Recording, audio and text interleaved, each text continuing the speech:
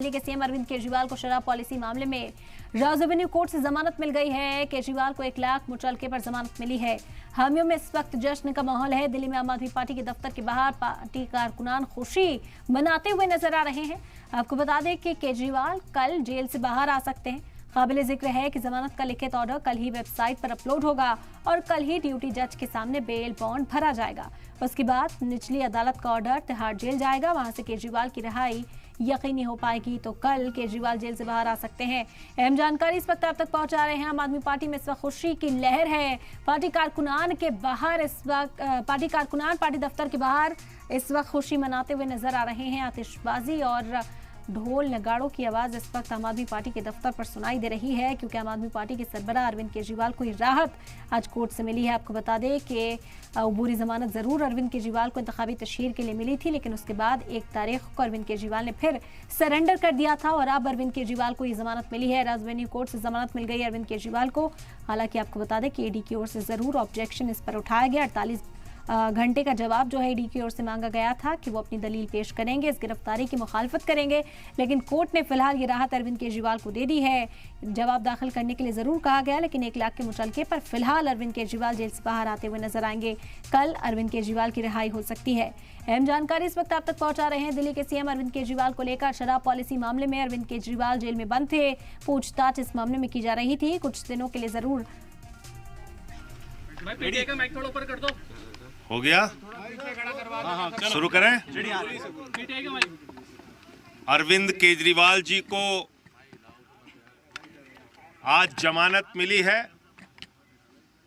और ये जमानत इस बात का संदेश है कि देश के अंदर न्याय व्यवस्था कायम है।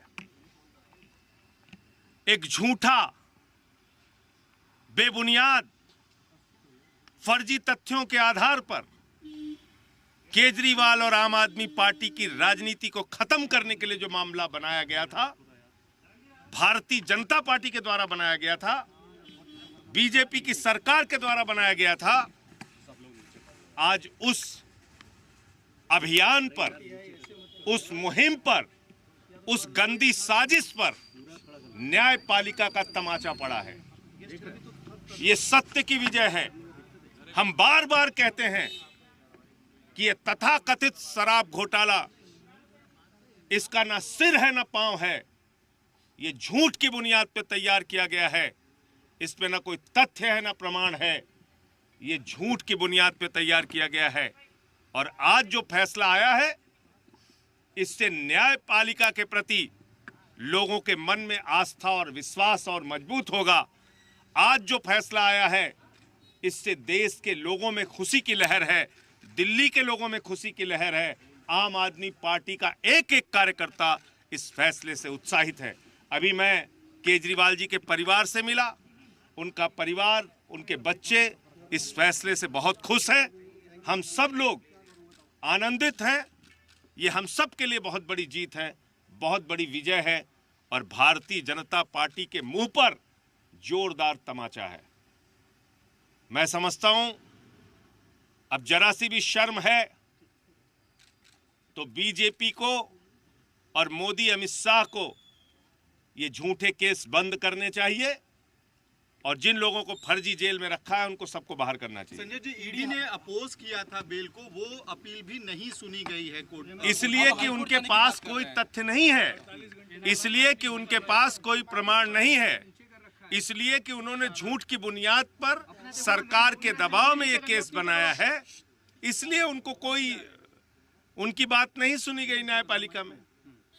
तो यही मैं कह रहा हूं कि ये सिर्फ और सिर्फ इस पूरे मुकदमे का मकसद था अरविंद केजरीवाल की राजनीति को खत्म करना, आम आदमी पार्टी की राजनीति को खत्म करना, आम आदमी पार्टी को क्रश करना, बर्बाद करना। ये मकसद था बीजेपी का। हाईकोर्ट जाने की बात कह रही है और मुझे लगता है कि वो न्यायपालिका की लड़ाई है, उसके लिए हम लोग भी तैयार हैं। और कोई भी न्यायपालिका से जब एक जमानत मिली है, तो मैंने तो आज तक कभी ऐसा नहीं सुना कि आनन फानन में आप जाके कहीं उसको ऊपर से उस जमानत के खिलाफ कुछ कर पाएंगे। सर, चुनाव के ठीक पहले उनको गिरफ्तार किया गया था, तब स्पेशल सर्कमस्टेंसेस में बेल दी गई और अब चुनाव के बाद उस वक्त भी मकसद यही था, चुनाव प्रचार से केजरीवाल को रोकना। उस वक्त भी मकसद यही था, आम आदमी पार्टी को हराना और आम आदमी पार्टी को खत्म करना। तो इसलिए मैं कह रहा हूं कि ये मुकदमा ही पूरा झूठ की बुनियाद पे, झूठे तथ्यों के आधार पे, फर्जी तरीके से मामला बनाया गया है और एक एक आदमी को पकड़ के जेल में डाला गया। ये भी कहते रहे हैं कि सारी गिरफ्तारियां चुनाव के लिए की जा रही थी। अब तो आपकी बात तस्दीक देता है कि चुनाव हो गए हैं तो गिरफ्तार। भाई ये तो साफ दिख रहा है ना, आप देखिए ना कि चुनाव संपन्न हो गया, चुनाव खत्म हो गया। अब दूध का दूध पानी का पानी होगा। न्यायपालिका भी तो चीजों को देख रही है ना, न्यायपालिका भी तो देख रही है कि कैसे झूठे मामले बनाए गए हैं पूरी तरीके से। बीजेपी अभी भी करोड़ों के घोटाले की बात कर रही है, दावा कर रही है। देखिए बीजेपी, मैं कहता हूं इस धरती पर पूरी दुनिया में सबसे भ्रष्ट पार्टी का अगर नाम है तो है भारतीय जनता पार्टी। भारतीय जनता पार्टी के लोगों को, प्रधानमंत्री नरेंद्र मोदी को भ्रष्टाचार का भा बोलने की भी हिम्मत नहीं होनी चाहिए। जितने देश के बड़े बड़े भ्रष्टाचारी हैं सब प्रधानमंत्री मोदी जी के साथ हैं। जितने देश के बड़े बड़े भ्रष्टाचारी हैं सब आज भारतीय जनता पार्टी के साथ हैं। चाहे वो अजीत पवार हो, छगन भुजबल हो, नारायण राणे हो, अशोक चौहान हो, हसन मुशर्रफ हो, नवीन जिंदल हो, हेमंत विश्व शर्मा हो, मुकुल राय हो, जनार्दन रेड्डी हो, जितने भ्रष्टाचारी हैं सब आज बीजेपी के और मोदी जी के साथ। पहले चुनाव से पहले गिरफ्तारी क्या इसका नतीजों पे असर? मुझे लगता है कि अब न्यायपालिका से बहुत अच्छे फैसले आगे भी आए। सुनीता केजरीवाल की प्रतिक्रिया क्या थी? संजय